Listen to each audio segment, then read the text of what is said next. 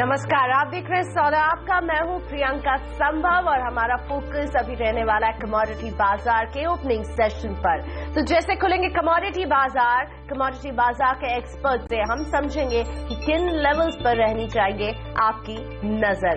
GST दरों पर tax expert वैद जैन से होगी चर्चा।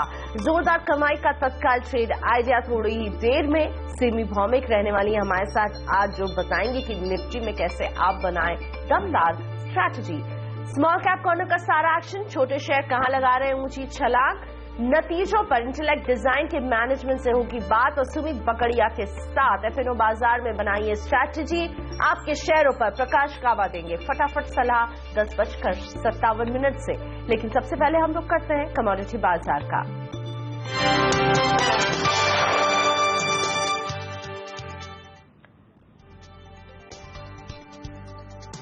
कच्चे तेल में कल की भारी गिरावट के बाद आज फिर से रिकवरी देखने को मिल रही है। हालांकि इस रिकवरी के बावजूद जो भी प्राइसेस हैं वहां प्रेशर है। नाइमेक्स क्रूड में फिलहाल $45 के नीचे कारोबार हो रहा है।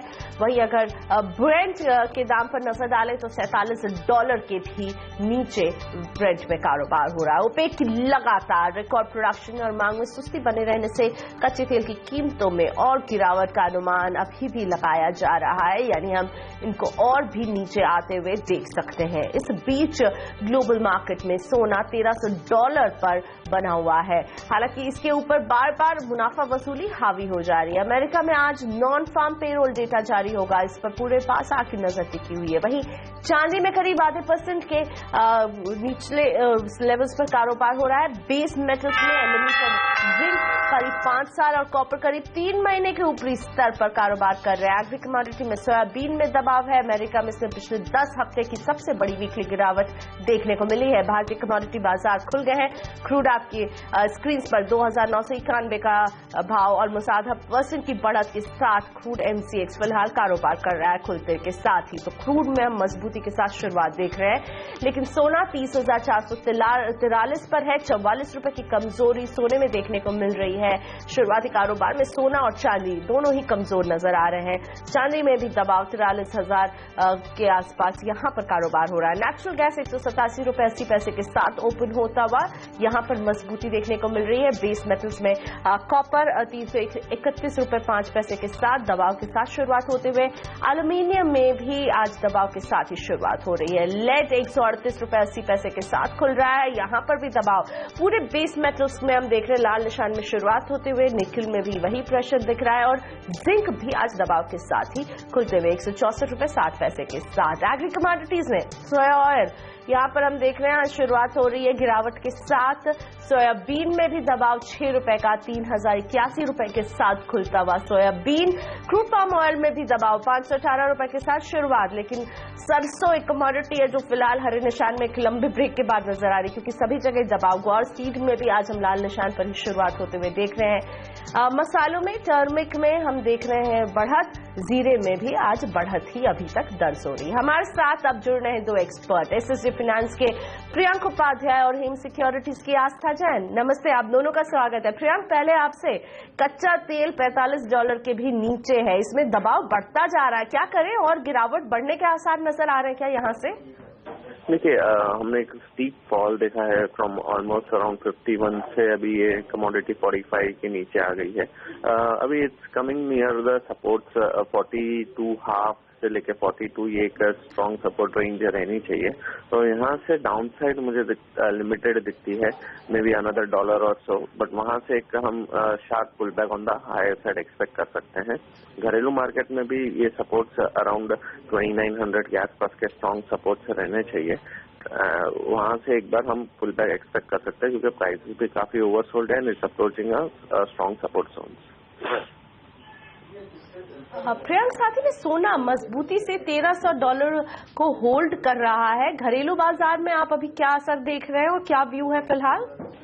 देखिए, हमने एक शार्प रनअप देखा है गोल्ड के प्राइसेस में। ऑलमोस्ट हमने देखा कि 29 2700 से 30,600 के भाव देखे, ऑलमोस्ट 1000 पॉइंट्स का रैली देखा है। तो अभी मार्केट मेरे हिसाब से कल आज शाम को जो नॉन फार्म पेरोल के डेटा आएंगे वो एक क्लैरिटी और देंगे प्राइसेस को। और फिलहाल मैं देख रहा हूँ कि एक रेंज रहेगी 30,700 800 ऑन द हायर साइड, एक रेजिस्टेंस का काम करेगी, and on the lower side supports would emerge around 30,200 से लेकर 30,000 के रेंजेस में। आस्था जी, गुड मॉर्निंग। एग्री कमोडिटीज में आज आपकी नजर कहाँ है? Good morning Priyanka. Agree commodities में मेरी पहली पिक रहेगी जीरा में। एनसीडीएक्स के नवंबर फ्यूचर्स में मैं बाइंग की सलाह दूंगी around the level of 17,200। Stop loss रहेगा 17,000 का, टारगेट रहेगा 17,500 से 17,600 का। जीरे की अगर हम बात करें तो बेसिकली यहाँ पे जो एक्सपोर्ट और डोमेस्टिक डिमांड है वो निकल के आ रही है, जिसकी वजह से प्राइसेस को सपोर्ट मिलना चाहिए। और दूसरी तरफ जिस तरह से स्लो स्टार्ट हुई है रबी क्रॉप्स की जो सोइंग की, उसका भी एक यहाँ पे सपोर्ट प्राइसेस को मिलना चाहिए, इसीलिए जीरे में बाइंग की कॉल दी गई है। सेकेंड कॉल मेरी रहेगी कपास खली में। एनसीडीएक्स के दिसंबर फ्यूचर्स में बाइंग की सलाह देना चाहूंगी। लेवल्स रहेंगे 1885, स्टॉप लॉस रहेगा 1860 का, गोइंग फॉरवर्ड टारगेट रहेगा 1925 का। कपास खली की बात करें तो जो नई सीजन की कॉटन यहाँ की क्रॉप निकल के आ रही है, उसकी वजह से अच्छी खासी डिमांड देखी जा रही है फिजिकल मार्केट में। और वहीं महाराष्ट्र और गुजरात है, वहाँ पे ये माना जा रहा है कि वहाँ पे हार्वेस्टिंग इतनी स्ट्रांग नहीं है, तो उसका असर भी प्राइसेस में देखने को मिल सकता है। इसलिए बेहद शॉर्ट टर्म के लिए बाइंग की सलाह इस काउंटर पे रहेगी। तो दो बाय की सलाह आपको आस्था दे रही है, एक है कपास खली कि नवंबर कॉन्ट्रैक्ट में खरीद की सलाह, और दूसरा जीरे पर भी इन्होंने खरीद की ही सलाह दी है। प्रियंक, बेस मेटल्स जहां हम एलएमई पर देख रहे हैं, कॉपर और जिंक अपने हाईज बना रहे हैं, आज डोमेस्टिक बाजार में सभी प्रेशर के साथ खुले हैं, कहीं आप खरीदारी करना चाहेंगे क्या आज? बेस मेटल्स में भी हमारी पिक लेड में रहेगी 138.5 के आसपास बाई किया जा सकता है। 136.5 पर क्लोजिंग बेसिस स्टॉप लॉस रहेगा, and short term targets would be around 141.5 to 142। हमारी दूसरी पिक निकल में रहेगी 697 के आसपास बाइंग की सलाह रहेगी, 685 क्लोजिंग बेसिस स्टॉप लॉस रहेगा, टारगेट्स शॉर्ट टर्म के 718 रहेंगे। ओके, ऑल राइट, बहुत धन्यवाद आप दोनों का ही। प्रियंक उपाध्याय और आस्था जैन हमारे साथ थे। कमोडिटी बाजार के खुलते ही हम आपको बता रहे थे किन लेवल्स पर आपकी नजर रहनी चाहिए और किन कमोडिटीज पर आपकी नजर होनी चाहिए। तो इन दोनों का धन्यवाद। और अब बढ़ते हैं जो बड़ी खबर है, जीएसटी की दरों पर बात करने के लिए हमारे साथ टैक्स एक्सपर्ट वेद जैन जुड़ रहे हैं दिल्ली से। और अब जीएसटी पर फैसला आते हुए हमने कल देखा है जिस तरह से टैक्स के लेवल्स डिसाइड किए गए हैं। मिस्टर जैन, कहां बात हो रही थी एक देश एक टैक्स, लेकिन हम 4 कैटेगरीज देख रहे हैं टैक्स की। आप इसे कैसे देखते हैं इस कदम को? देखिए, भारतवर्ष जैसे देश को देखते हुए और ये बात को ध्यान में रखते हुए कि इनडायरेक्ट टैक्स रिच और पुअर दोनों को बराबर इफेक्ट करता है, तो ये तो नहीं कर सकते थे कि हम सारे भारतवर्ष पर हर आइटम के ऊपर 18% का जो हम टैक्स न्यूट्रल रेट है वो लगा देते। क्योंकि देखिए, उस आम आदमी पे जो खाने की चीजें हैं, डेली जरूरत की चीजें, उस पर 18% टैक्स लगता, तो उससे महंगाई बढ़ती और आम आदमी के ऊपर का दबाव आता। तो ये तो एक्सपेक्टेड था कि 3 रेट तो जरूर आएंगे, जैसे पहले चर्चा हो रही थी 18, 12 और 26 की चर्चा हो रही थी, तो इस बारे में आई थी। अब सरकार ने इस बात को ध्यान में रखते हुए कि क्योंकि एक भारत में बहुत सारे लोग ऐसे हैं जो महंगाई को नहीं झेल पाएंगे और जो इससे कैस्केडिंग इफेक्ट आ जाए, इसके इंक्रीज होगी, तो उन्होंने 4 रेट बनाए। जब 4 रेट बनाए तो एक 6 रेट 5% का रखा, जो पहले 6 की बात हो रही थी, तो जिसमें एसेंशियल आइटम को उसमें लेके जाने की कोशिश है। तो ये एसेंशियल आइटम को जब 6-5 में लेकर आए हैं, तो नेचुरली 18 से ऊपर वाला जो 26 वाला रेट है उसको 28 में लेकर आए हैं। तो ये मानना चाहिए कि टैक्स रेट हमारे 12, 18 और 28 हैं, 3 ही हैं, और जो 5 वाला रेट एक भारतवर्ष की अपनी स्थिति को देखते हुए और पुअर लोगों को और बेनिफिट देने के लिए कि उनको महंगाई ना झेलनी पड़े, वो एक 4 रेट बनाए गए हैं। ये बात ठीक है कि इसमें जीएसटी में जैसे और कंट्री में 1 रेट 1 टैक्स की बात करते हैं, लेकिन इंडिया जैसे देश में इसमें अभी समय लगेगा। जैसे जैसे देश डेवलप्ड नेशन की तरफ बढ़ेगा और गरीबी हटेगी, तो मुझे लगता है कि ओवर ए पीरियड ये 4 रेट पहले 4 से 3 होंगे और 3 से 2 होकर फिर आगे उठाए जा सकते हैं। मिस्टर जैन, सभी यही जानना चाहते हैं कि ये जो अब रेट सामने आ रहे हैं, एक फॉर्मूला वर्कआउट किया गया और आपने कहा भारत जैसे देश के लिए इस तरह आपको 4 लेवल्स पे टैक्स होने चाहिए थे। एसेंशियल कमोडिटीज पर सबसे मिनिमम या जीरो टैक्स की भी सुविधा रखी गई है। सब ये जानना चाहते हैं क्या टैक्स का बोझ बढ़ेगा आम आदमी के लिए, जेब से ज्यादा टैक्स के पैसे निकलेंगे, या फिर बोझ कम होगा और महंगाई पर काबू पाने के लिए आपको ये कितना सशक्त लग रहा है पूरा फॉर्मूला? देखिए, मेरे इसको ना 2 एंगल से देखना चाहिए। अगर हम पूरे भारतवर्ष के सभी आदमियों के लिए समझें तो देखिए ये टैक्स रेट न्यूट्रल होगा। ये सोचना कि टैक्स, देखो सरकार को तो जो सेंट्रल गवर्नमेंट और स्टेट गवर्नमेंट दोनों को एग्रीगेट में उतना ही टैक्स कलेक्ट करना है जितना वो आज की डेट में कर रहे हैं, तो उसमें ये मान के चलें कि वो टैक्स रेट से कोई बहुत ज्यादा डिफरेंस पड़ेगा वो नहीं आने वाला है अगर भारतवर्ष को और सभी लोगों को इकट्ठा लेके चलें। अब सवाल ये आता है कि अगर हम इसको 2 हिस्से में डिवाइड कर दें, रिच एंड पुअर कर दें, या लोग जो गरीब लोग हैं, आम लोग हैं, उनको अलग कर दें, तो उसका फर्क इस बात पे पड़ेगा कि जो चीजें जो आम आदमी यूज करता है, जो पुअर लोग यूज करते हैं और रिच भी करते हैं, अगर वो आइटमें 0 और 5% वाले रेट में ज्यादा आती हैं तो नेचुरली उनको बेनिफिट होगा, क्योंकि आज की डेट में वो रेट ज्यादा लगते थे, तो वो उसका बेनिफिट आएगा। ये इस बात पे डिपेंड करेगा कि अल्टीमेटली जब वो रेट की क्लास लिस्ट होगी, अभी तो ये बनाया गया है कि ये 4 रेट होंगे, क्या क्या आइटम किस में आएंगी, एक प्रिंसिपल डिसीजन हो गया है एसेंशियल आइटम का। तो मेरा मानना ऐसा है कि जैसा आज की डेट की सरकार की बातों से लग रहा है, गरीब आदमी और आम आदमी को इसमें राहत मिलनी चाहिए और महंगाई नहीं आनी चाहिए। लेकिन जैसे एक हमारे यहाँ सभी लोगों की जैसे आस्था रहती है, जो आइटम टैक्स रेट कम हो जाएंगे उसके बारे में लोग इतना ध्यान नहीं करते हैं, जो आइटम महंगी हो जाएंगी तो लोग एकदम कहने लगेंगे कि ये आइटम महंगी हो गई है। सरकार को इसमें थोड़ा सा अपने ऊपर संयम रखना पड़ेगा और जल्दी चेंज नहीं करे। तो मेरा ऐसा मानना है कि महंगाई के बारे में इतनी चिंता नहीं होनी चाहिए, और उसका एक कारण और भी है को जीएसटी इसलिए लाया गया है कि इससे टैक्स एफिशिएंसी बढ़ेगी।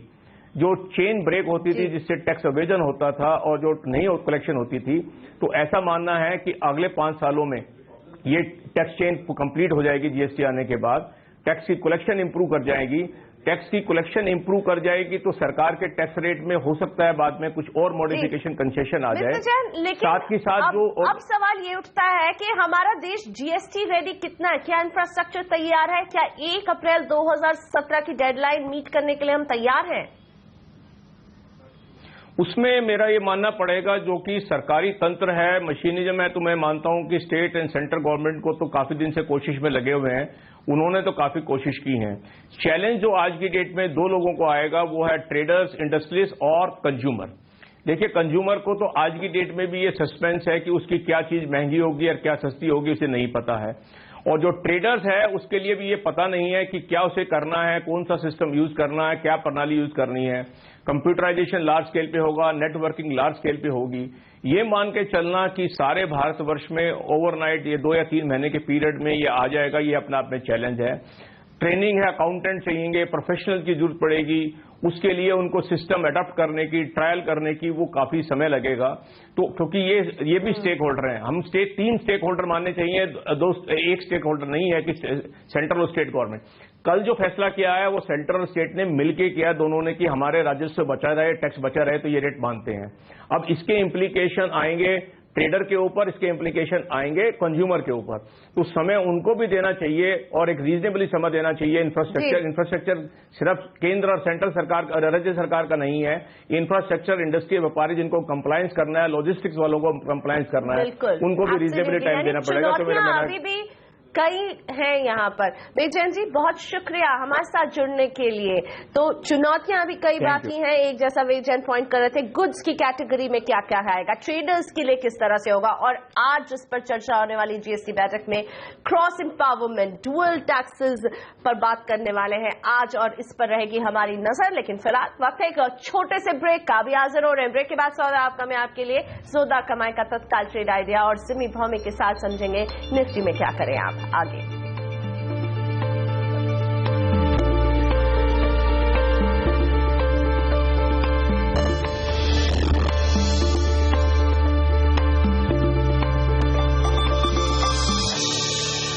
सेंसेक्स और निफ्टी निफ्टी दोनों ही अभी दबाव के साथ कारोबार कर रहे हैं। हालांकि शुरुआत हमने सुबह बाजारों की मजबूती के साथ देखी थी। फिलहाल सेंसेक्स में 20 अंकों की गिरावट के साथ कारोबार हो रहा है। निफ्टी में भी 17 अंकों की कमजोरी है।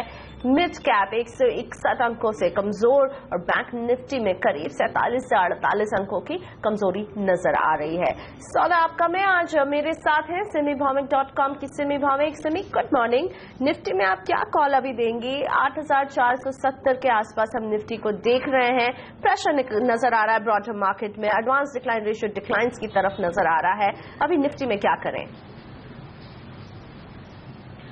Good morning Priyanka. मार्केट काफी वीक है। इनफैक्ट निफ्टी में वीकनेस पहले से ही था और कल जब निफ्टी एकदम 8500 से नीचे ही बंद किया था तब लग रहा है कि निफ्टी में फ्रेश वीकनेस है और नीचे जा सकता है निफ्टी। इनफैक्ट 8450 का जो टारगेट आता है 8500 से नीचे, उसी के आसपास ही निफ्टी अभी मेंटेन कर रहा है और यहाँ से बहुत ज्यादा दूर तो नहीं है 8450, पर जो भी है एक रिलीफ रैली भी पॉसिबल है अगर यूएस मार्केट्स में भी जो सिलसिला है वो 8 तारीख के बाद अगर सुधर जाता है तो 8500 से 8550 एक मेजर सप्लाई एरिया हो गया है अभी निफ्टी के लिए। और अगर इस रेंज को निफ्टी पार करके सस्टेन करने लगेगा तो निफ्टी में एक शॉर्ट कवरिंग रैली देखने को मिल सकता है, जो कि नेक्स्ट वीक शायद देखने को मिलेगा। और फिलहाल आज निफ्टी 8500 से नीचे मेंटेन कर रहा है, इसलिए वीकनेस है। और निफ्टी फ्यूचर लेवल में भी अगर 8500 से नीचे 10-15 मिनट मेंटेन कर गया तो मानो वीकनेस और ज्यादा हो जाएगा। थोड़ा सा वीकनेस फिलहाल मार्केट में है। और ऐसे में आप इस वीकनेस में बैंक निफ्टी में भी क्या स्ट्रैटेजी रखेंगी सिमी? प्रियंका, बैंक निफ्टी में भी वीकनेस पहले से ही था। इनफैक्ट बैंक निफ्टी जब से 19,350 से 400 का रेंज तोड़ा है तब से उसमें वीकनेस आ गया है फ्रेश। और अभी कोई भी रैली जब तक 350 से 400 का लेवल बैंक निफ्टी क्रॉस नहीं करता है, कोई भी रैली यूज होगा शॉर्ट सेलिंग के लिए। इनफैक्ट शुरू में इनिशियल जो सपोर्ट मुझे नजर में आ रहा है वो 19,000 के आसपास आ रहा है। अगर 19,000 का सपोर्ट टूट जाता है, मतलब साइकोलॉजिकल सपोर्ट भी है वो, अगर वो टूट जाता है तो वीकनेस और बढ़ेगा। और फिलहाल मैं सेल ऑन राइज का ही स्ट्रेटेजी रख रही हूँ बैंक निफ्टी के लिए भी। ओके, सो बैंक और निफ्टी में सेल ऑन राइज की रणनीति सिमी की है। वक्त हो गया एक छोटे से ब्रेक का। अभी हाजिर हो रहे हैं। ब्रेक के बाद इंटेलेक्ट डिजाइन अरेना के CFO स्वामीनाथन होंगे हमारे साथ। उनसे बात करेंगे कैसा रहा कंपनी के लिए ये बीता quarter.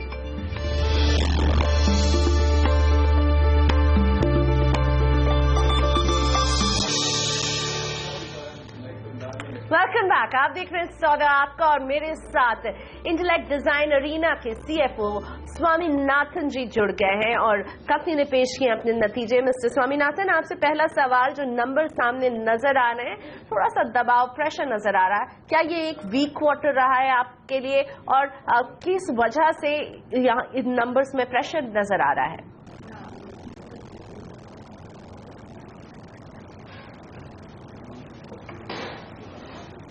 Hello. Mr. Swaminathan. Hello, you're asking me? Sir? Yes, sir. I'm asking you. This has been a bit of a weak quarter for Yes, you. good morning. What went wrong, sir?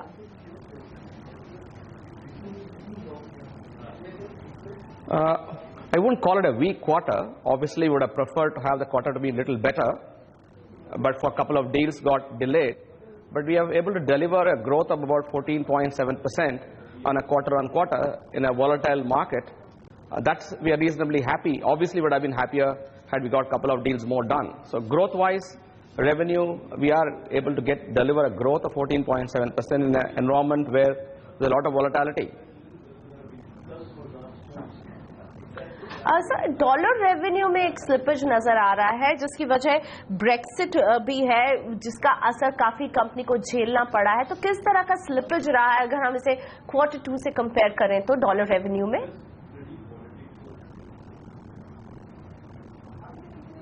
Yes, of course, because of BR exit, we did have impact because of currency. In fact, in this quarter alone, close to $850,000, the impact of the pound sterling getting weakened. But even if you put on a constant currency basis, we have delivered about 14.7% growth. We also, despite the market being volatile, could get digital transformation deals done. One of the big one in Europe, we could get it in this quarter, and it is on the insurance side. So we do see opportunity despite this BR exit in the European market. So this brings me to how's the deal pipeline right now? किस तरह के deals आपने back किए इस quarter में?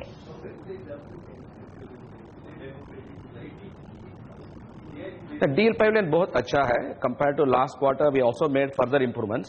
अभी company में दो स्ट्रैटेजी है. एक है हाई वैल्यू डील का परस्यूट का चेस करना और रेगुलर BAU डील्स को भी चेस करना. दोनों भी चाहिए. And we have gone upgraded ourselves to be very active in the high value pursuits. We have shared some numbers in terms of number of pursuits. For example, in the last quarter alone, we could get 2 big deals. One, the impact of it will be flowing through the year and in the quarter after that. So we are active in the higher level deals, and those pursuits do require a lot of management time and cost, and those costs have been incurred during this quarter. So very active in the high value pursuit deals. Our funnel also significantly improved over this period of time. Okay और साथ ही में mister Swaminathan, BFSI आप लोगों के लिए काफी important vertical रहता है. सो सेकंड हाफ में आप इस सेक्टर से किस तरह की उम्मीद रखते हैं और इसमें आप परफॉर्मेंस की अगर बात करें तो किस तरह की तैयारी है कंपनी की?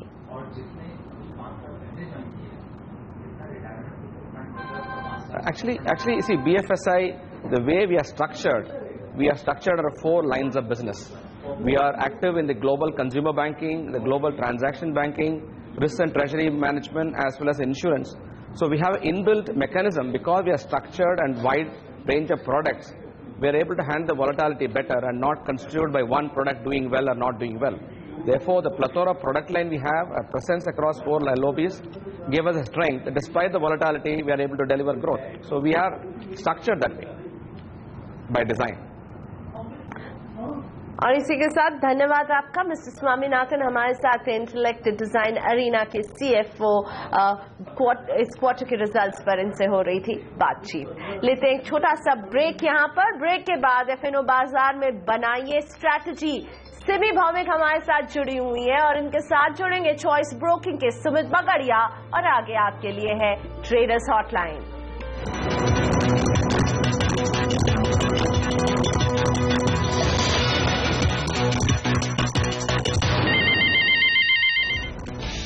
खराब ग्लोबल संकेतों से बाजार में फिर गिरावट. निफ्टी 8500 के नीचे. बैंक निफ्टी भी दबाव में. मिड कैप 1% टूटा.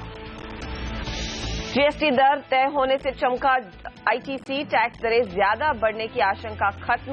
HUL एशियन पेंट्स भी सस्ते दर की उम्मीद से चढ़े. FMCG इंडेक्स में 4% की तेजी. कोलगेट में 5% की बढ़त. ब्रोकरेज हाउस क्रेडिट स्विस ने रेटिंग न्यूट्रल से बढ़ाकर आउट परफॉर्म की. लक्ष्य भी 1000 से बढ़ाकर 1150 किया. GST की सस्ते दरों का कंपनी को मिलेगा फायदा. और विनिवेश लक्ष्य हासिल करने के लिए सरकार ने L&T में करीब 2% हिस्सा बेचा. 1416 रुपए के भाव पर हुआ सौदा. 1.5% टूटा स्टॉक.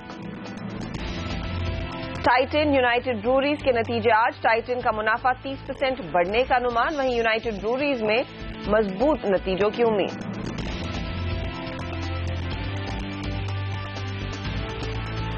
नमस्कार, मैं हूं हर्षिता सावंत और हमारी इस खास पेशकश ट्रेडर्स हॉटलाइन में आप सभी का स्वागत है. आज सौदा लेने से पहले आप हमें फोन जरूर करें. 1800-209-7890 पर आप हमें कॉल कर सकते हैं या फिर व्हाट्सएप के जरिए भी अपने सवाल हम तक पहुंचा सकते हैं. 7045220000 हमारा व्हाट्सएप नंबर है.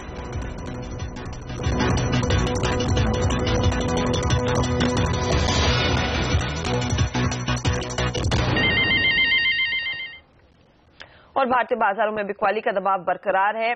8457 के आसपास इस समय ट्रेड्स बनते हुए दिखाई जरूर दे रहे हैं. साथ ही साथ अगर आप देखें सेंसेक्स की चाल 66 अंकों की गिरावट पर ट्रेड बनता हुआ दिखाई दिया है. अक्रॉस द बोर्ड आज सेल साइड की पोजीशंस फिर देखने को मिली है. मिड कैप इंडेक्स 200 पॉइंट टूटा है. बैंक निफ्टी आपकी स्क्रीन पर लेकर आएंगे. स्मॉल कैप इंडेक्स भी अब 180 अंकों की गिरावट के साथ ट्रेड करता हुआ. बैंकिंग काउंटर्स में भी कुछ प्रेशर है. ये इंडेक्स भी लगभग 100 पॉइंट नीचे इस समय ट्रेड में. यानी कि स्थिति एक बार फिर बिकवाली की बढ़ती हुई. याद रखिए अगला हफ्ता काफी क्रूशल है और 4 ट्रेडिंग सेशंस अब बाकी हैं यूएस प्रेसिडेंशियल इलेक्शंस के लिए. और वहां पर जो भी निर्णय होगा वही अगली दिशा तय करेगा बाजार की। और उससे पहले लोग ज्यादातर विदेशी संस्थागत निवेशक मुनाफा वसूली कर रहे हैं और उसका असर भारतीय बाजारों पर भी पड़ता हुआ दिखाई दे रहा है। अब क्या स्ट्रैटेजी आपकी होनी चाहिए आज के सत्र में, और आपके जो भी सवाल है ट्रेड से जुड़े हुए, इस पर हम सलाह लेंगे। टेक्निकल राय आज हम ले रहे हैं SIMI-Bhowmic.com की सिमी भौमिक से, और वायदे बाजार की स्ट्रैटेजी भी समझेंगे। हमारे साथ है चॉइस ब्रोकिंग के सुमित बगाड़िया। आप दोनों का फिर स्वागत है। सुमित, बताइए निफ्टी के लिए ट्रेड क्या होगा, क्योंकि कल 8500 को चैलेंज ऑफ कोर्स समय समय पर मार्केट ने किया, लेकिन आज वो कॉन्शियस ट्रेड है इस स्तर के नीचे, और मेरे ख्याल में 8450 भी टेस्ट होगा। Good morning Harshada.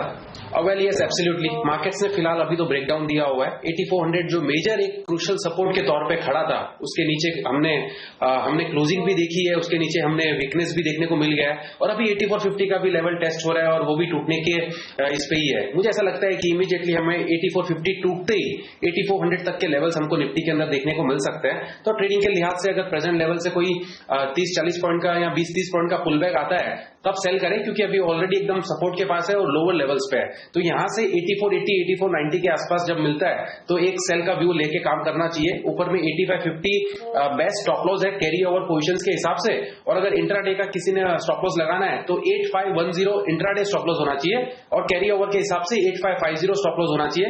Present level से कोई भी पुल बैक उछाल आता है तो सेल का व्यू रहेगा। 8450 जैसे ब्रेक होता है तो हमको 8400 तक के लेवल्स देखने को मिल सकते हैं निफ्टी के अंदर। 8457 के आसपास ट्रेड बनता हुआ, लेकिन इस समय आपने बिकवाली की पोजीशन नहीं लेनी है, एक पुल बैक आने दीजिए, तब आप शॉर्ट करेंगे तो ज्यादा रिवॉर्ड आपके हाथ में आता हुआ दिखाई देगा। और 8450 अगर टूटता है तो 8400 खुलता हुआ दिखाई जरूर देगा। अब सवाल जवाब का सिलसिला शुरू करते हैं, जयपुर चलते हैं। महेश लाइन पर हैं, पूछे Mahesh. Good morning. Good morning sir. Hello जी बताइए। मैंने DLF 150-160 पे शॉर्ट किया था, बट आज डबलिंग कर ली 142.20 पे। तो 140 के नीचे तो नहीं चल जाएगा ये? नहीं, आज आपने क्या कवर कर लिया है वो शॉर्ट?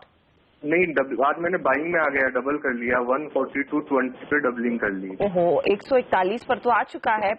तो क्या सलाह होगी इस पर सिमी आपकी? हर्षदा, एक तो उन्होंने एक ट्रेड में प्रॉफिट किया था, अच्छा प्रॉफिट किया था, और अभी उन्होंने बाई पोजीशन में आ गया। शायद उनको चार्ट मालूम है 140 के आसपास 200 डेमा भी दिख रहा है, पर मैं सिर्फ उनको यही बात कहना चाहूंगी कि मार्केट में अंडरटोन जो है पूरा नेगेटिव है, और इस माहौल में मुझे नहीं लगता है कि ये 200 डेमा का सपोर्ट होल्ड कर पाएगा। तो आपके लिए सलाह यही होगा, आपने मतलब इसी जगह पे अपने एंट्री लिए है लॉन्ग साइड में, अगर 140 का लेवल ये तोड़ देता है और 10 मिनट अगर उसमें मेंटेन करता है तो आप अपना ट्रेड से निकल जाए, क्योंकि जो लास्ट ट्रेड में आपने प्रॉफिट कमाया था वो आपके पास है, और 140 से नीचे ये स्टॉक अगर मेंटेन करने लगेगा तो इसमें फ्रेश वीकनेस आ सकता है जो इसको 136-35 तक भी ले सकता है। 140 से नीचे एग्जिट हो जाइए, बहुत ज्यादा बात नहीं है। आपने एक ट्रेड में पैसा कमाया है, इसमें थोड़ा सा लॉस होगा, 140 से नीचे एग्जिट। चलिए, 140 के नीचे अगर जाता है ना महेश तो एग्जिट कर लीजिएगा, क्योंकि मार्केट तो वैसे वीक है और हाई बीटा काउंटर्स रहते हैं रियल एस्टेट, तो सबसे पहले अगर दबाव गहराता है तो इन काउंटर्स की धुलाई होती है, ये आप समझते हैं। तो 140 आपके लिए स्टॉप लॉस का काम करेगा। वो लेवल ब्रीच होते हैं, 10 मिनट दीजिए, अगर रिकवरी नहीं आती है तो एग्जिट है आपके लिए।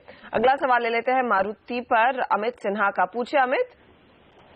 Ma'am good morning. Good morning, बोल रहा हूँ जयपुर से। जी बताइए। मैंने मारुति का 5900 की कॉल ली है, 120 से पहले लिया, 120 से पहले लिया था, और अभी 60 से आज लिया है फिर वापस।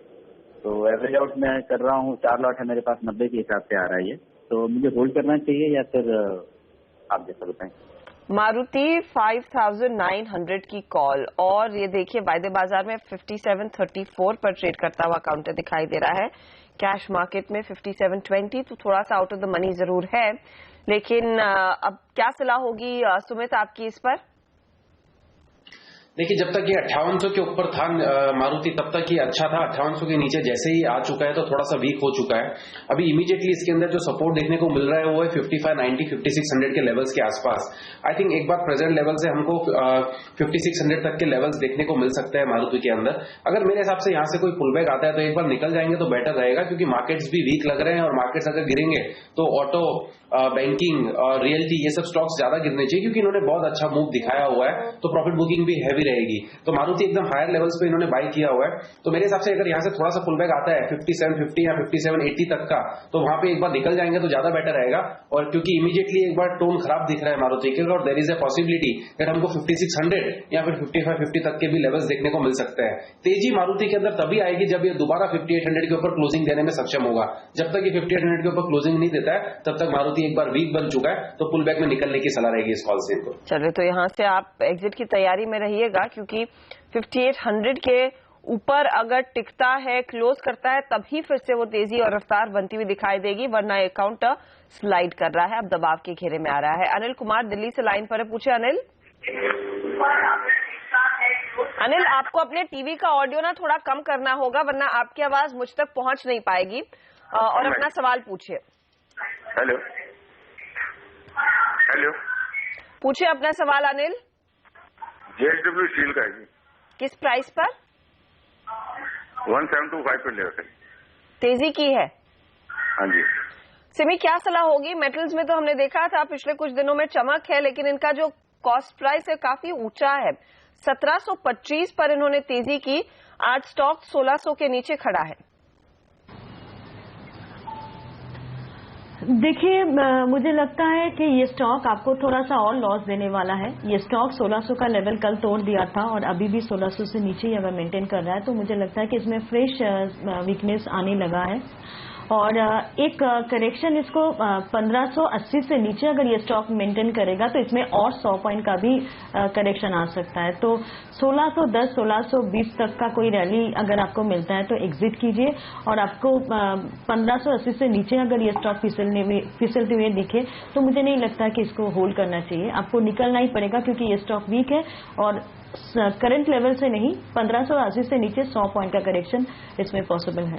चलिए, और 100 रुपए गिर सकता है तो एग्जिट कर लीजिए, यहाँ पर रुकने का कोई फायदा नहीं है।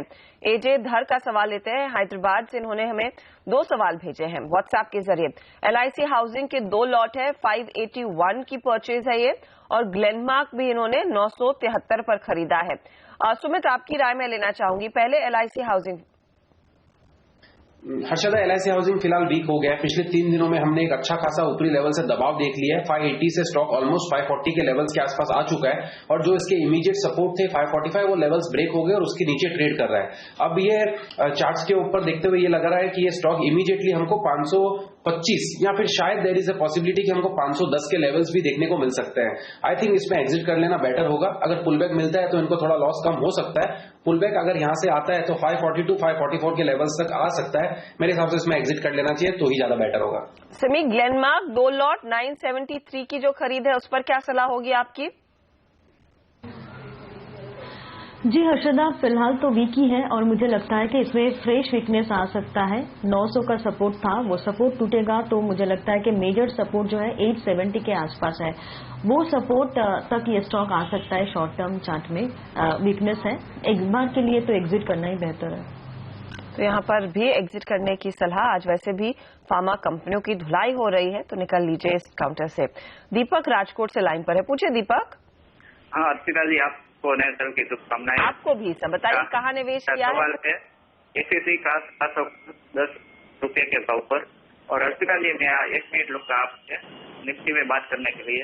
मैंने अपनी समझ से निफ्टी का मंथली और वीकली चार्ट बनाया है, जिसमें मंथली फेब्रुआरी 6987 से अगस्त 8786 तब तक 1 वे तेजी दिखाई थी, और अगस्त में ये ट्रेंड नेगेटिव हो गया था। अब आज वीकली क्लोजिंग है, आज का लेवल अगर 8572 के नीचे क्लोज आएगा तो वो नेगेटिव ट्रेंड होगा, ऐसी मेरी समझ है।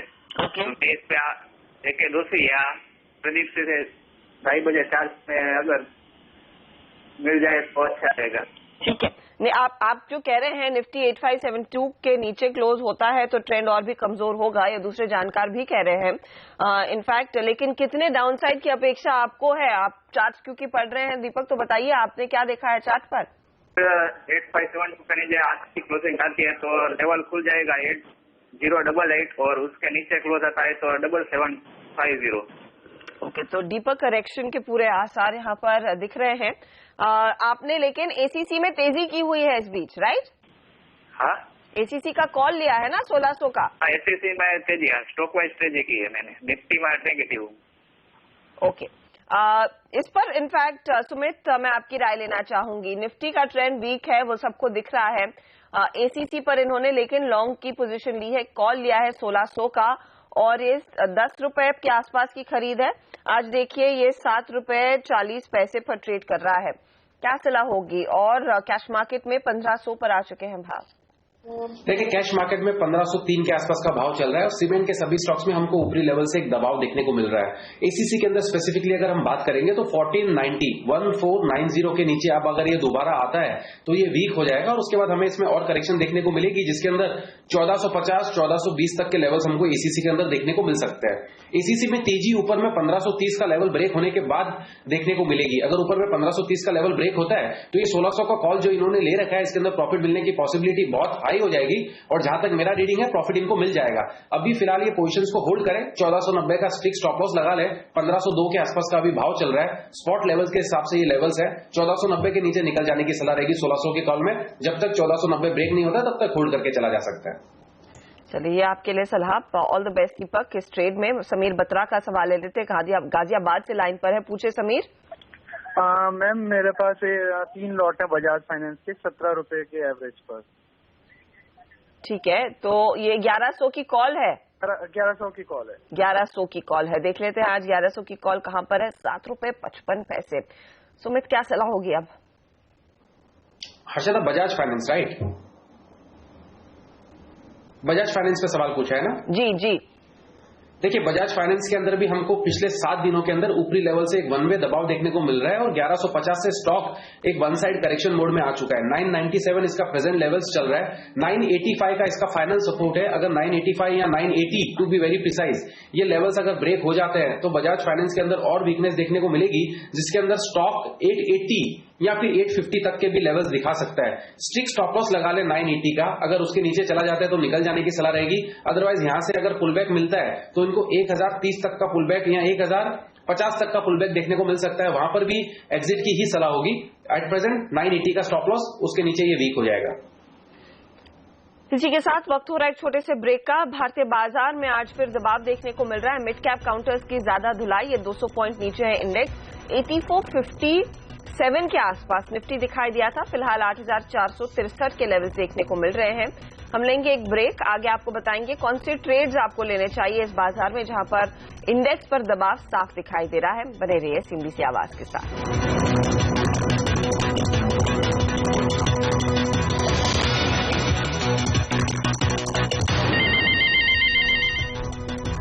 आप देख रहे हैं ट्रेडर्स हॉटलाइन सीएनबीसी आवाज पर और अब जान लेते हैं कि कौन से स्टॉक्स में आपने ट्रेड लेना है और क्या ऑप्शन स्ट्रैटेजी आपके लिए सबसे सही रहेगी इस मार्केट में। ऑप्शन स्ट्रैटेजी के साथ शुरुआत करते हैं। इनफैक्ट सुमित हमारे साथ बने हुए। सुमित बताइए क्या सुझा रहे हैं आप आज के ट्रेड में? हर्षदा, पीएनबी के अंदर दबाव देखने को मिल रहा है। 3 दिन के अंदर हमको ऑलरेडी 15 रुपए का फॉल देखने को मिल चुका है और चार्टिकली और भी ये वीक दिख रहा है और नीचे में 120 के लिए ओपन हो चुका है। तो पीएनबी में अगर हमको यहाँ से 8-10 रुपए का फॉल मिलता है तो मेरे हिसाब से ऑलरेडी 15 दिन का फॉल मिलने के बाद फ्यूचर्स में पोजीशन लेना थोड़ा सा रिस्की हो जाता है। इसके लिए ऑप्शंस के अंदर हमने स्ट्रेटेजी बनाई है पुट बाय करने की। 130 रुपए का पीएनबी का पुट लेने की सलाह रहेगी। 5.25 रुपए 5 रुपए 30 पैसे के आसपास शायद ये अभी ट्रेड कर रहा होगा। 3 रुपए 20 पैसे का स्टॉप लॉस लगाना होगा और अगर यहां से 7-8 रुपए का पीएनबी के अंदर फॉल आता है तो इस पुट का वैल्यू 9 रुपए से लेकर 11 रुपए तक होने की पॉसिबिलिटी है। 2 से 4 दिन के लिए ये स्ट्रेटेजी है। 130 रुपए का पुट बाय करके काम करना चाहिए। पीएनबी के कल नतीजे भी आने वाले हैं, तो आपको लग रहा है ये सोमवार तक अच्छे रिटर्न्स कमा के देगा? क्योंकि शायद इस बार ही फिर से एसेट क्वालिटी की चिंता हावी पड़ेगी। सुमित? यस, बिल्कुल देना चाहिए, क्योंकि देखिए पुट चार्टिकली स्टॉक वीक हो गया और अब टेक्निकली हमें ये दिखा रहा है कि 120 तक के लेवल्स तक आ सकता है। तो अगर 10 रुपए का फॉल आता है इसके अंदर, तो ये पुट की वैल्यू करीब करीब 6 रुपए यहां से बढ़नी चाहिए। तो आई थिंक इसके अंदर अच्छा रिटर्न मिलना चाहिए 2 से 3 दिनों के अंदर। Fair enough. सुमित, स्टॉक्स में आप क्या चुन रहे हैं इस समय? अच्छा, एक बाय का स्टॉक है और एक सेल का स्टॉक है। बाय के स्टॉक के अंदर HCL टेक में आज हमको एक मूव देखने को मिल रहा है। HCL टेक आज एक लोअर लेवल से अच्छी रिकवरी दिखा रहा है। तो जब तक ये नीचे के अंदर अभी 760 का लेवल ब्रेक नहीं करता है, तब तक HCL टेक के अंदर फिलहाल बाय में रह सकता है। और ऊपर में इमीडिएटली HCL टेक का पहला पड़ाव रहेगा 795, और अगर ये 795 का लेवल ब्रेक करता है तो 810 का भी मूव हमको 2 से 3 दिनों में देखने को मिल सकता है। तो 760 के स्टॉप लॉस से HCL टेक में बाय की सलाह रहेगी। 775 के आसपास ये अभी ट्रेड कर रहा है। दूसरा स्टॉक सेल साइड का है यस बैंक। यस बैंक के अंदर एक ब्रेकडाउन देखने को मिल चुका है और ऐसा लगता है कि यहां से और एक अच्छा फॉल हमको यस बैंक के अंदर देखने को मिल सकता है। 1200 के आसपास ये ट्रेड कर रहा होगा यस बैंक। 1200 के आसपास इसके अंदर सेल इनिशिएट करे। 1240 का स्टॉप लॉस होगा। नीचे पे हमको 1150 इमीडिएट टारगेट है। 1150 का लेवल अगर टूटता है तो शायद हमको 1100 तक के भी लेवल्स देखने को मिल सकते हैं अगर मार्केट्स में वीकनेस जारी रही तो। अदरवाइज 1150 तक तो ये मिल जाना चाहिए 1 से 2 दिनों के अंदर। तो यस बैंक पर एक शॉर्ट कॉल इनफैक्ट 1150 का, और धवल सोनी ने इनफैक्ट यस बैंक में ही पोजीशन ले रखी है। अब उन्हीं से बात कर लेते हैं। धवल, बताइए, आपने तो तेजी का कॉल लिया है, राइट? 1280 पर आपने शायद पोजीशन खड़ी की है। हेलो धवल, हेलो, किस प्राइस पर यस बैंक का कॉल लिया आपने? मैडम मैंने 13 रुपये में लिया है। 1280 का कॉल है। 13 रुपए में, ठीक है। आज देखिए, सुमित ने अभी अभी कहा कि यस बैंक में दबाव देखने को मिलेगा और ये 1200 के नीचे ट्रेड कर रहा है। सुमित, क्या एग्जिट ले लेना चाहिए?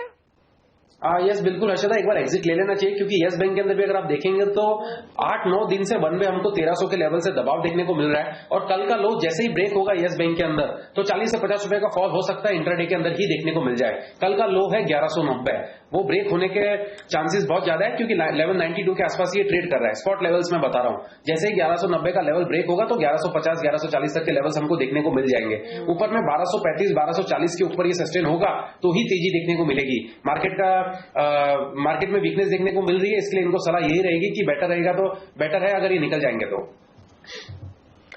तो एग्जिट करने की सलाह बेस्ट रहेगी, क्योंकि देखिए 1191 पर आ चुका है ये स्टॉक, और अगर 1190 तोड़ता है तो 1150 के लेवल्स आगे दिखाई देंगे।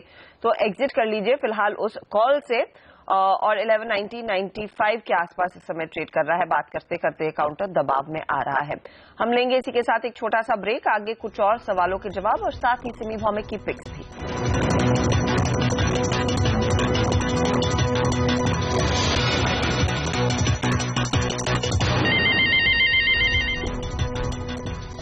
और जीएसटी की जो दरें कल शाम को तय की गई हैं उस पर एक बार फिर फोकस करते हैं। याद रखिए, सरकार ने कहा है कि 5%, 12%, 18% और 28% की अब दरें तय की गई हैं। साथ ही साथ ज्यादातर 28% वाली कैटेगरी को अब 18% में शिफ्ट कर दिया गया है। आज आप देखेंगे एफएमसीजी कंपनियों में जबरदस्त तेजी बनती हुई दिखाई दे रही है, और कई हम जानकारों से बात करें, इंडस्ट्री एक्सपर्ट से बात कर रहे हैं ये समझने के लिए कि उन पर असर क्या पड़ेगा। सुनील दुग्गल साहब हमारे साथ हैं, डाबर के सीईओ। दुग्गल साहब, शुक्रिया हमारे लिए समय निकालने के लिए, क्योंकि अब थोड़ा सा और खुलासा हो गया है, शायद ओवर द नाइट कुछ और डिटेल्स आ गए हैं। मैं आपसे समझना चाहूंगी, ये जो दरें हैं और जहां पर स्टैंडर्ड रेट 12 और 18% तय किया गया है, ये एफएमसीजी प्लेयर्स के लिए क्या राहत की बात है? जो अभी कुछ मैसेजेस आ रहे हैं कि कई कॉस्मेटिक और टॉयलेटरी आइटम जैसे टूथपेस्ट और हेयर ऑयल 18% पर टैक्स होंगे, और कुछ ये भी खबर आ रही है कि शायद 12% पर होंगे। ये हमारे लिए बहुत अच्छी बात है, क्योंकि अभी तक जो इसका टैक्स लेवी है वो करीब 24-25% है, तो काफी फायदा होगा कंपनीज को और कंज्यूमर को। मगर कई और क्लैरिफिकेशंस अभी नहीं आई, जैसे आयुर्वेदिक मेडिसिन हैं और कुछ फूड प्रोसेस्ड प्रोडक्ट्स हैं जैसे हनी, इनमें क्या टैक्स लायबल होगा ये अभी क्लियर नहीं है। तो वी आर अवेटिंग कि इसमें भी कुछ क्लैरिटी आए, मगर जो टॉयलेटरीज के ऊपर है वो तो अच्छा ही लग रहा है कंपनीज के लिए। जी, जो आपने स्पेशली पैकेज्ड फूड और हनी की बात की, इस समय आप कितना टैक्स दे रहे हैं और लार्जली आप क्या उम्मीद करेंगे, ये 12% की कैटेगरी में रहेगा? हो सकता है, जैसे हनी हम करीब 6% दे रहे हैं और हम तो चाहेंगे ये 5% की स्लैब में आए, क्योंकि ये तो स्टेपल आइटम है जी। और जैसे जूसेस वगैरह हैं वो भी हेल्दी फूड्स के एरिया में आते हैं, तो हमारा ये होप होगा कि वो भी 5% पर हो, बट मैक्सिमम उनका 12% पर होना चाहिए। तो ये अभी कुछ क्लैरिटी नहीं है। और आयुर्वेदिक मेडिसिन जो तीसरा बड़ा आइटम है हमारे लिए, उसमें भी अभी कोई क्लैरिटी नहीं है। वी आर होपिंग कि वो एग्जेम्प्ट होंगे, और अगर एग्जेम्प्ट नहीं होंगे तो मैक्सिमम 5% के स्लैब में आएंगे। दुग्गल साहब, तो लेकिन ये जो रेट तय किए गए हैं, अब सरकार की कोशिश यही रही है कि कम से कम इसका असर महंगाई पर पड़ता हुआ दिखाई दे। क्या आप मानेंगे कि कोई इन्फ्लेशनरी इम्पैक्ट नहीं होने वाला है इन दरों से? कंज्यूमर प्रोडक्ट्स, एफएमसीजी प्रोडक्ट्स के लिए तो नहीं होना चाहिए, व्हाइट गुड्स के लिए भी नहीं होना चाहिए, उनके लिए भी बेनिफिशियल है। तो वो जो एवरीडे कंजम्पशन के आइटम है और जो लग्जरी गुड्स नहीं माने जाते, उनके लिए एग्रीगेट टैक्स इम्पैक्ट तो बेनिफिशियल ही होगा, और इसके साथ इन्फ्लेशन में कोई बढ़ोतरी नहीं होगी। और यहाँ पर कल शाम को ऐसी चर्चा हो रही थी कि अभी भी सेस दिया जाएगा, तो अगर ये अज्यूमिंग तेल पर 18% का टैक्स लगेगा, जीएसटी लगेगा, इस पर एडिशनल आपको सेस भी देना होगा? सेस तो सिर्फ लग्जरी आइटम्स पर होगा, जो सिन आइटम्स कहते हैं उन पर होगा। जो हमारे ऐसे कोई प्रोडक्ट्स नहीं है जो सिन कैटेगरी में आते हैं, तो हमारे लिए cess is not a material issue. Point taken sir, बहुत बहुत शुक्रिया हमारे लिए समय निकालने के लिए। तो डाबर के ज्यादातर प्रोडक्ट्स एट द मोस्ट 12 और 18% की कैटेगरी में आएंगे। जैसे तुगल साहब खुद कह रहे थे कि कुछ इनके प्रोडक्ट्स है जिन पर 24% का टैक्स लगता है, तो उसका बेनिफिट डेफिनेटली आता हुआ कंपनी के हाथ दिखाई देगा। इसीलिए आज आप देखिएगा एफएमसीजी प्रोडक्ट्स जो है, एफएमसीजी स्टॉक्स जो है, उनमें जमकर तेजी होती हुई दिखाई दी है। लेकिन सबसे बड़ा राहत की सांस अगर किसी ने ली है वो आईटीसी है। वो स्टॉक आपकी स्क्रीन पर लेकर आएंगे, जहां पर माना यही जा रहा था कि 40% का टैक्स लग सकता है, लेकिन 28% और उसके ऊपर वो सेस लगेगा। फिलहाल स्टॉक 4% की तेजी दिखा रहा है। इसी के साथ वक्त हो रहा है इजाजत लेने का हमारे दोनों जानकारों से, सिमी और सुमित। शुक्रिया हमारे लिए समय निकालने के लिए। इसी के साथ फिलहाल मुझे दीजिए इजाजत, लेकिन आप बने रहिए सीएनबीसी आवाज पर। आगे आपके शेयरों पर फटाफट जवाब प्रियंका और प्रकाश के साथ।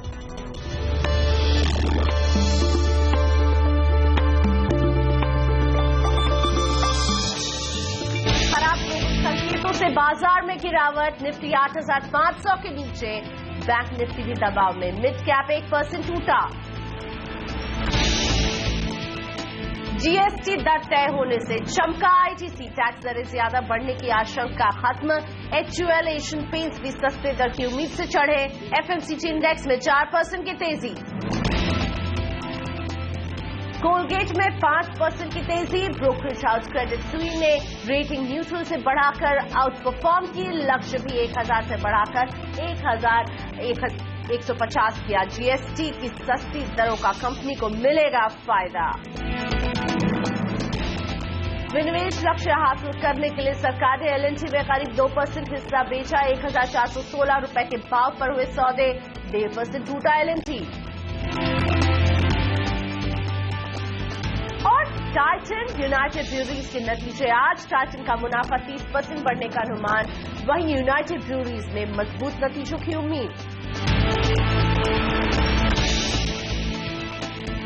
सेंसेक्स और निफ्टी दोनों में ही दबाव। सेंसेक्स में करीब 81 अंकों की गिरावट के साथ हो रहा है कारोबार। फिलहाल नाम निशान पर सेंसेक्स, निफ्टी में भी 34 अंकों का प्रेशर देखने को मिल रहा है। 8,450 के लेवल्स को टेस्ट कर रहा है यहां पर निफ्टी, लेकिन मिड कैप में गिरावट बढ़ गई है। 290 अंकों की कमजोरी यहां पर देखने को मिल रही है, और इसलिए ब्रॉडर मार्केट में भी हम प्रेशर देख रहे हैं। और एडवांस डिक्लाइन रेशियो डिक्लाइंस की तरफ है, यानी जहां गिरावट है, ज्यादा शेयर्स हैं जो गिर रहे हैं।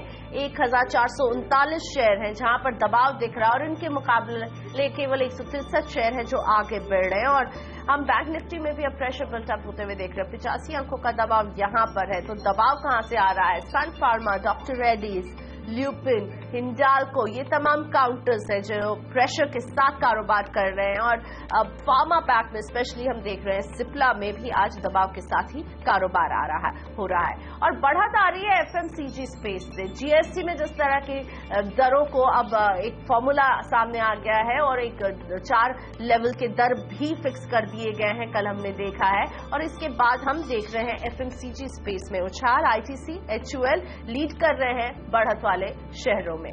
रोज की तरह आज मेरे साथ जुड़ चुके हैं प्रकाशकावा.com के प्रकाश कावा। Good morning Prakash ji. Nifty में क्या करें? जो आप वीकनेस देख रहे हैं इसमें आप क्या और खरीदारी करेंगे, दूर रहेंगे? खरीदारी तो नहीं करेंगे, दूर रह सकते हैं, लेकिन मुझे लगता है 8,500 एक स्टिफ रेजिस्टेंस जोन है। आज शाम को थोड़ा शायद एक short covering, weekly short covering मिले तो ठीक है। अगर आज वीकली शॉर्ट कवरिंग नहीं मिलती तो नेक्स्ट वीक डेफिनेटली गिरावट है। और लोअर लेवल शायद मुझे लगता है आते दिनों में 8,100 का है, वो भी देख पाएंगे, क्योंकि जो स्ट्रक्चर है स्ट्रक्चर वीक है, स्ट्रेंथ नजर नहीं आ रही निफ्टी में। तो 8,100 के भी लेवल्स आप देख सकते हैं, ये कहना है प्रकाश जी का। लेकिन साथ ही में बैंक निफ्टी, यहाँ पर भी हम प्रेशर को लगातार सुबह से बढ़ते हुए देख रहे हैं। अब ऑलमोस्ट 100 पॉइंट्स डाउन है बैंक निफ्टी। आपकी सलाह? यहाँ पर लगता है मुझे 18,900, 18,800 ये एक लेवल्स है, लोअर लेवल्स देखने को मिल सकते हैं। जब तक कि 19,350 टेकआउट नहीं करता तब तक तो मान के चलना चाहिए। अगर अपमूव मिलता भी है तो वो फेक अपमूव रहेगा और लोअर लेवल्स आते दिनों में देख पाएंगे। यानी क्लियरली 19,000 के नीचे बैंक निफ्टी को जाते हुए देख रहे हैं। वीकनेस थोड़ी सी बढ़ती हुई बाजार में फिलहाल। अब तैयार हो जाइए, अगले 5 मिनट तक आपकी तरफ से आए सवालों का फटाफट जवाब देंगे हम। हमारे 7 शेयरों पर फटाफट सलाह देने के लिए प्रकाश आप बने हुए हैं। तो शुरुआत करते हैं स्टॉक फटाफट। लखनऊ से हरिहरन जी का है पहला सवाल और उनके पास है आईटीसी, जो आज चमक रहा है। 700 शेयर होल्ड करते हैं, 250 रुपए की खरीद रही है, ₹1.75 पर शेयर अभी मुनाफे पर बैठे हुए हैं। आईटीसी पर आपकी सलाह प्रकाश जी? ये क्लियर कट होल्ड है। आईटीसी में बहुत स्ट्रांग सपोर्ट करीब 235 के करीब है, 30 के करीब है। मुझे लगता है ये होल्ड करना चाहिए, वक्त दीजिएगा। लेवल शायद 300 के भी नजर आते हैं, होल्ड। दुलिया से अरुण जी का सवाल, कमेंस 200 शेयर 853 की खरीद। मुझे लगता है इनको होल्ड करना चाहिए। लोअर लेवल्स में सपोर्ट करीब 800 के आसपास है, 790, 800, लेकिन अपर रीजन में रेसिस्टेंस भी जरूर है, लेकिन होल्ड कीजिए। 910 में रेसिस्टेंस है, लेकिन होल्ड कीजिए। हैदराबाद से तिलक, एक्साइड की 300 शेयर 19 रुपए की खरीद। एक्साइड के सिर्फ 19 रुपए की खरीदी, वेरी गुड। फिर तो बेचना भी नहीं चाहिए, होल्ड कीजिए। लॉन्ग टर्म होल्ड के लिए चाहिए, स्ट्रक्चर पॉजिटिव है। डिप्स मिलते भी है तो घबराइएगा मत। बहुत अच्छे रेट पर आपने खरीदा है, मुनाफा हो रहा है और अभी भी होल्ड कीजिए, यही सलाह देने प्रकाश जी एक्साइड में। तलवल से रवि जी का सवाल आया, एचडीएफसी लिमिटेड ये होल्ड करते हैं, 20 शेयर 1400 रुपए की इनकी खरीद रही है। फिलहाल ₹10.35 पर शेयर नुकसान। Nothing to worry, hold it, बढ़िया स्टॉक है। ये स्टॉक मेरे पोर्टफोलियो में है सिंस आईपीओ, होल्ड कीजिए। हैदराबाद से जयप्रकाश का सवाल, कॉक्स एंड किंग्स पर 150 शेयर 200 की खरीद। 200 की खरीदी, मुनाफा घर ले जाइए। मुझे लगता है लोअर लेवल देखने को मिल सकते हैं। शायद अगर एंटर करना है तो 160 के आसपास एंटर कर सकते हैं। ठाणे से उमेश पवार, जेके लक्ष्मी सीमेंट 100 शेयर है इनके पास, 470 रुपए की खरीद है। मेरे ख्याल से यहाँ पर थोड़ी वीकनेस बढ़ सकती है, इसलिए एग्जिट कीजिए। 2-3 रुपए का नुकसान है, nothing to worry, exit. Chennai से Navneet Nair, Lakshmi energy foods 1000 share 55 की खरीद। आई थिंक होल्ड करना चाहिए। अपर रीजन में जो टारगेट है करीब 90-95 हो सकते हैं, लेकिन वक्त लग सकता है उसके लिए, होल्ड। अगला सवाल है एआरएसएस पर, सतविंदर जी दिल्ली से जानना चाहते हैं, 100 शेयर एआरएसएस के हैं, 84 की खरीद है। एग्जिट करना चाहिए, स्ट्रक्चर वीक है और गिरावट आते दिनों में देख सकते हैं। दिल्ली से नवीन, परसिस्टेंट सिस्टम 200 शेयर 645 रुपए की खरीद। परसिस्टेंट सिस्टम 645 की खरीदी, मेरे ख्याल से होल्ड करना चाहिए। स्ट्रॉन्ग सपोर्ट जोन 640 में है, एक अपमूव मिलता है तो अपमूव का एडवांटेज लेकर एग्जिट। जबलपुर से हेमंत, वेदांता की 10 शेयर होल्ड करते हैं, 215 रुपए में खरीदारी की थी। होल्ड कीजिए और स्टॉप लगाइए 202 का। अगर 202 ब्रेक हो जाता है तो एग्जिट। अपमूव का एडवांटेज लेकर यहां पर भी एग्जिट की सलाह। राजकोट से गौरव, पीवीआर के 10 शेयर, 1194 रुपए की खरीद है। होल्ड करना चाहिए इनको, स्टॉप लगाना है तो 1150 का लगाइए। अब कंसोलिडेशन फेज में, कब तक चलेगा कंसोलिडेशन फेज कहना मुश्किल है, लेकिन जब ये 1250 क्रॉस कर लेगा फिर एक फ्रेश अप मूव मिलेगा।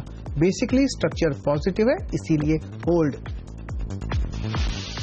दिल्ली से पूजा, पिडिलाइट की 300 शेयर, 692 की खरीद है। वेल, अब चाहें तो एग्जिट कर सकते हैं, प्रॉफिट बुक कर सकते हैं, नुकसान थोड़ा ज्यादा नहीं है, लेकिन मुझे लगता है अगर लोअर लेवल्स मिलते हैं तो 620 में ये ऐड भी कर सकते हैं। स्ट्रक्चर इसका पॉजिटिव है, अब थोड़े करेक्शन में है पिडिलाइट। पटना से कुणाल का सवाल, रेमंड के 500 शेयर, 620 की खरीद। 620 की खरीदी, इनको नुकसान बुक करना पड़ेगा क्योंकि काफी हद तक दौड़ चुका है 400 to 640। अब करेक्शन मोड पे है और नीचे लेवल देख सकते हैं। ऐड करना है तो 540 के आसपास ऐड कर सकते हैं। हैदराबाद से कपिल मालवीय, पीएनबी के 100 शेयर, 130 की खरीद रही है। एग्जिट वहीं पर तो चल रहा है, कॉस्ट प्राइस के आसपास है, नुकसान नहीं होगा एग्जिट करेंगे तो। लोअर लेवल देख सकते हैं। गाजियाबाद से मीनाक्षी, एसटी मीडिया है इनके पास 100 शेयर, 93 रुपए की खरीद। वेल, मेरे ख्याल से यहाँ पर भी नुकसान में है, एग्जिट करना चाहिए, लेकिन लोअर लेवल 75 के आसपास सपोर्ट है। अगर एंटर करना चाहें तो 75 के आसपास कीजिए। पुणे से अरुण हिंगोले, गुजरात पीपावाव, 30 शेयर, 175 रुपए की खरीद। एक आई थिंक इसका किसी का मुझे चार्ट मिल नहीं रहा था, इसलिए मैंने देखा नहीं, तो आई थिंक इसको अवॉइड कर लेंगे। चलिए, हम स्किप कर रहे हैं, बाद में इस पर आपके व्यू लेकर आएंगे यहाँ। लेकिन अगला सवाल है अश्विनी का, मुंबई से। इनके पास है बाल फार्मा, 300 शेयर, 105 रुपए 31 पैसे की खरीद रही है। लोअर लेवल देख सकते हैं, इसीलिए एग्जिट। अगर एंटर करना है तो 85 के आसपास एंटर कर सकते हैं। फिलहाल एग्जिट। जयपुर से Naresh Jain, ICICI bank, 200 share, 270 की खरीद। ये स्टॉक मेरे ख्याल से होल्ड करना चाहिए। अब करेक्शन में आ सकता है, लेकिन अप मूव ऑन है। टारगेट 300 के देख सकते हैं, लेकिन घबराइएगा मत अगर लोअर लेवल देखें तो। अगला सवाल स्पाइस जेट पर है, जामनगर से हमें भेजा ये सवाल वशराम जी ने। 5600 शेयर है इनके पास, 69 रुपीज 50 पैसा की खरीद। साइडवेज कंसोलिडेशन मोड पे है। अब थोड़ा लोअर लेवल्स भी देख सकते हैं, 60 के आसपास फिर एक बाउंस मिलेगा, लेकिन उसका एडवांटेज लेकर 75 के आसपास निकल सकते हैं। होल्ड फिलहाल। मीठापुर से Tushar Modi, BF utility, 75 share, 535 की खरीद।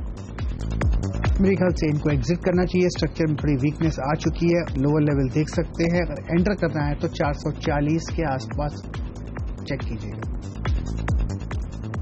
और इसी के साथ स्टॉक फटाफट में इतना ही वक्त था हमारे पास। लेकिन प्रकाश जी, बाजार में जो हम वीकनेस देख रहे हैं, इसमें आप स्टॉक स्पेसिफिक एक्शन कहां देख रहे हैं? कौन सी ट्रेडिंग फिक्स होगी आपकी? One long one short. HCL tech मुझे अच्छा लग रहा है, शायद यहाँ से एक अपमूव मिलता है। मुझे लगता है ये अपमूव मिलेगा यहाँ पर। टारगेट ऑन द अपसाइड है 785, स्टॉप होना चाहिए 763। HCL tech. स्टॉक जो वीक लगता है वो है बैंक ऑफ बड़ौदा। यहाँ पर वीकनेस काफी हद तक क्लियर है। इसका लोअर लेवल्स में जो टारगेट है 142 to 140 जोन्स, यहां तक आने की संभावना है। रैलीज मिलती है तो रैलीज को शॉर्ट करना चाहिए, स्टॉप होना चाहिए 148। थोड़ा डीप है, उससे कम चलेगा नहीं। रैलीज पर सेल कीजिए बैंक ऑफ बड़ौदा और खरीदी है आज के बाजार में HCL टेक। ये है प्रकाश गाबा की पिक्स आपके लिए। लेते हैं एक छोटा सा ब्रेक, अभी हाजिर हो रहे हैं। ब्रेक के बाद सवाल जवाब का सिलसिला शुरू करेंगे। अलग अलग शहरों से जुड़ेंगे हमारे दर्शक और पूछेंगे प्रकाश गाबा की सलाह अपने स्टॉक्स पर। आगे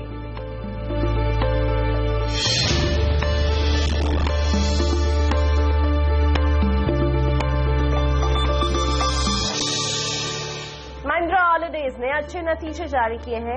कंपनी की आमदनी 10% बढ़ी है, मुनाफे में 20% की बढ़ोतरी हुई है। नतीजों पर बात करने के लिए हमारे साथ मौजूद है महिंद्रा हॉलिडेज के MD और CEO कविंदर सिंह। मिस्टर सिंह, स्वागत है आपका। कंपनी के नतीजे अच्छे रहे हैं, लेकिन मेंबर एडिशन में 1% की गिरावट देखने को मिल रही है, क्या वजह रही है? मेंबर एडिशन की बात, पहले आपने जैसे सही बोला कि इनकम में 10% की ग्रोथ हुई है और मुनाफा भी बढ़ा है 22%। तो जैसा कि हमारा बिजनेस मॉडल है जिसमें कि हम वेकेशन ओनरशिप 25 साल की मेंबरशिप क्लब महिंद्रा बेचते हैं, तो हमारे इनकम में 2-3 स्ट्रीम्स और भी हैं, जैसे कि हमारी वेकेशन ओनरशिप की मेंबरशिप की इनकम है, हमारी एनुअल सब्सक्रिप्शन फी की इनकम है, और हमारा रिजॉर्ट इनकम है, और उसके बाद इंटरेस्ट इनकम है अगर हमने EMI पे बेचा है। तो हमारी जहां तक तो ये 3-4 जो हमारी इनकम स्ट्रीम्स हैं उनके चक्कर में उनके बनिस्बत हमारा 10% की जो ग्रोथ हुई है। और जहां तक मेंबर ऑक्यूपेंसीज का सवाल है, मैं आपको बता दूं कि हमारी ऑक्यूपेंसीज इस बार 80% के करीब रही, 80% के करीब रही, जबकि पिछले साल अगर मैं सेम टाइम देखूं तो हमारा 74% के करीब ऑक्यूपेंसी थी। तो हमारी रिजॉर्ट इनकम में भी बढ़ावट हुई है जो आपने देखी। अब जहां तक मेंबर एडिशन का सवाल है, हमने 4314 मेंबर ऐड किए। ये 4314 मेंबर अगर मैं कंपेयर करूं Q1 से, जो इसमें हमने 3600 ऐड किए थे, तो ऑलमोस्ट 19% की बढ़ोतरी है सीक्वेंशियल। अगर मैं सेम पीरियड की बात करूं लास्ट ईयर, तो यस यू आर राइट कि हम लोगों की -0.6% के करीब मेंबर का एडिशन है। मिस्टर सिंह, आपसे पूछना चाहूंगे, आपके मुताबिक फेस्टिवल सीजन के वजह से क्या ऑक्यूपेंसी दर में 80% की बढ़ोतरी देखी गई है, और फेस्टिवल सीजन में कितनी मांग रही है? आने वाले तिमाही में आप इसे कैसे देख रहे हैं पैन आउट होते हुए? हाँ जी, ऐसा होता है कि जो हमारी ऑक्यूपेंसी है उसमें थोड़ी सीजनैलिटी तो रहती है। अब देखिए, अगर आप अप्रैल मई जून का समय देखें तो हमारी ऑक्यूपेंसी 89% थी, और हमारी जुलाई अगस्त सितंबर में 80% थी। फिर भी हम 80% को काफी हाई मानते हैं, क्योंकि अगर सेम पीरियड हम देखें पिछले साल तो हमारी ऑक्यूपेंसी सिर्फ 74% थी। सो टोटल हमारी H1 में 85% के करीब ऑक्यूपेंसी रही। ये ऑक्यूपेंसी आगे कितनी रहेगी मुश्किल है कहना, बट जनरली हमने जो देखा है अक्टूबर नवंबर दिसंबर का जो क्वार्टर है उसमें ऑक्यूपेंसी अच्छी रहती है, क्योंकि दिसंबर की छुट्टियां होती हैं, अक्टूबर में दिवाली की छुट्टियां रहीं। और ये भी आपने एक नोटिस किया होगा, और मैंने तो नोटिस किया है कि एक पैटर्न बन गया है कि लोग दिवाली भी आजकल दिवाली में भी हॉलिडेज करने लग गए हैं। एक जमाने में लोग दिवाली में घर में दिवाली मनाते थे। हम नोटिस कर रहे हैं कि हमारे रिजॉर्ट की ऑक्यूपेंसीज एकदम पीक पे पहुंच रही हैं, जब इवन दिवाली की वेकेशंस हैं। तो अक्टूबर नवंबर दिसंबर हमारा नॉर्मली ऑक्यूपेंसीज के लिए अच्छा क्वार्टर माना जाता है। तो आप हॉस्पिटैलिटी और रिजॉर्ट कारोबार में क्या आप इन सेक्टर्स में बदलाव देख रहे हैं? आने वाले तिमाही से आपको क्या उम्मीदें हैं अब? तो जहां तक हमारा सेक्टर है, हमारा बिलीफ ये है कि जो हमारा जो एक्सपीरियंस हम देते हैं, जो हमारा प्रोडक्ट है, ये लॉन्ग ड्यूरेशन प्रोडक्ट है, 25 साल की रिलेशनशिप है। मगर एक चीज पक्की है कि जो हमारा मेंबर बनता है वो रेगुलर हॉलिडे जरूर करता है। तो हमको ये लग रहा है कि ये जो हमारा कॉन्सेप्ट है, इसको हमको बहुत लोगों के बीच में लेके जाना होगा और बताना होगा कि अगर आपको रेगुलर हॉलिडे करने हैं और इन्फ्लेशन फ्री हॉलिडे करने हैं और अपनी मेमोरीज बनानी है अपने फैमिली के साथ, कि उस समय में बनानी है जब आपके बच्चे एक सर्टेन एज में हो, नहीं तो बच्चे बड़े हो जाते हैं, टाइम निकल जाता है। तो हम तो ये चाहेंगे कि ये कॉन्सेप्ट को हम और लेके जाएं लोगों के पास, जिससे कि ये जो अंडर पेनिट्रेटेड मार्केट है, इस मार्केट को बढ़ाएं। तो हमको लगता है कि मार्केट की जो कंडीशंस हैं, जो कि इस समय फेवरेबल हैं, उसमें हमको अगर हम ये काम ठीक से करें, टियर 2 और टियर 3 टाउन्स में जाएं, अपना प्रोडक्ट बताएं, तो हमको ऐसा लगता है कि हमारे मेंबर एडिशन में बढ़ोतरी और होनी चाहिए। शुक्रिया मिस्टर सिंह हमसे बात करने के लिए। महिंद्रा हॉलिडेज के कविंदर सिंह हमारे साथ थे, उनके तिमाही नतीजों पर हो रही थी बात। लेते हैं छोटा सा ब्रेक। यहाँ पर ब्रेक के बाद सवाल जवाब का सिलसिला शुरू करेंगे प्रकाश दावा के साथ।